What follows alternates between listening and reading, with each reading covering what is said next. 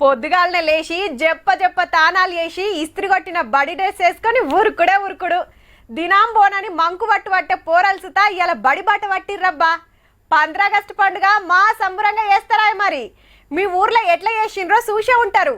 తెలంగాణ అంతటా ఎట్లయిందో కూడా చూడాలి కదా. చలో కానియుర్రి. ఇట్లా గోల్కొండ కోటకు వచ్చిన సీఎం రేవంత్ రెడ్డి సారు జవాన్ల వందనం తీసుకొని మీదికొచ్చి జాతీయ జెండా ఎగిరేసిండు.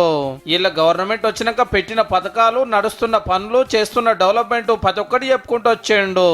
సంక్షేమంలో సరికొత్త చరిత్రను రాస్తూ తెలంగాణను 20 నెలల కాలంలోనే దేశానికి రోల్ మోడల్ గా నిలబెట్టాం. 20,000 కోట్ల లోన్లు మాఫీ చేసినాము. 9 రోజులలోనే 9,000 కోట్ల రైతు భరోసా చేసినాము.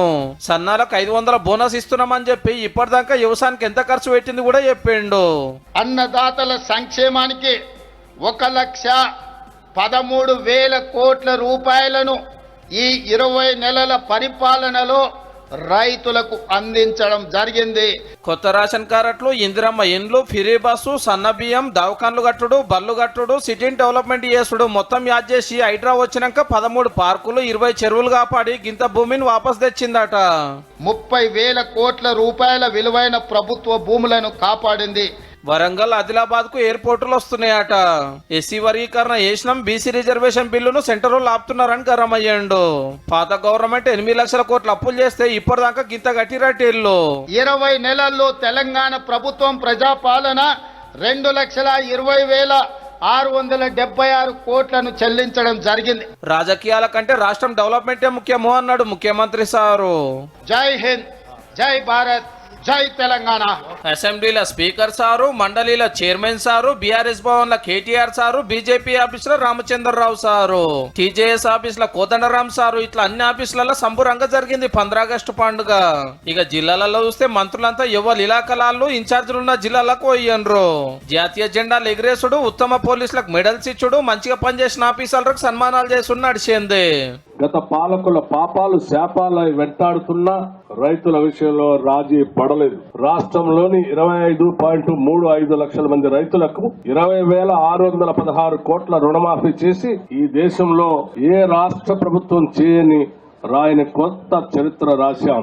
22,500 కోట్ల రూపాయలతో రాష్ట్ర వ్యాప్తంగా 4.5 లక్షల ఇందిరమ్మ ఇళ్లు నిర్మించాలని లక్ష్యంగా. ఇక మెదక్ల మంత్రి వివేక్ వెంకటస్వామి సారు జెండా వందనం చేసినాక రైతులు, మహిళా సంఘాలు పెట్టిన దుకాణాలు తిరిగి చూసిండు. మెదక్ జిల్లాలో రైతు రుణమాఫీ పథకం ద్వారా ఇప్పటి వరకు మొత్తం 87,491 మంది రైతన్నలకు 645 కోట్లు రుణమాఫీ చేయడం జరిగింది. కలెక్టర్ ఆఫీసులు, ఎస్పీ బంగ్లాలు, సర్కార్ ఆఫీసులు, చౌరాస్తాలు, బళ్ళు, గుళ్ళకాడ జెండా వందనం జరిగింది.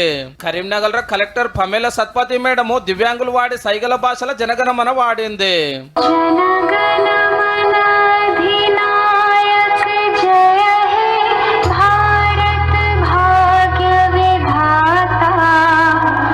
హైదరాబాద్ బాగ్లింగంపల్లిలో అంబేద్కర్ కాలేజీలో జోరుగా జరిగింది 15 ఆగస్టు పండుగ. ఆటపాటలు మస్తు అనిపించినాయి. జూబ్లీస్ బ్లడ్ బ్యాంక్ కాడ చిరంజీవి సార్ జెండా ఎగిరేస్తే అభిమానులు నెత్తురుదానం చేసిండ్రు.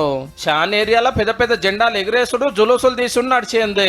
కామారెడ్డిలో జొన్న రొట్టెల మీద స్వతంత్రం కోసం కొట్లాడిన బొమ్మలేసిండు గీ అన్న.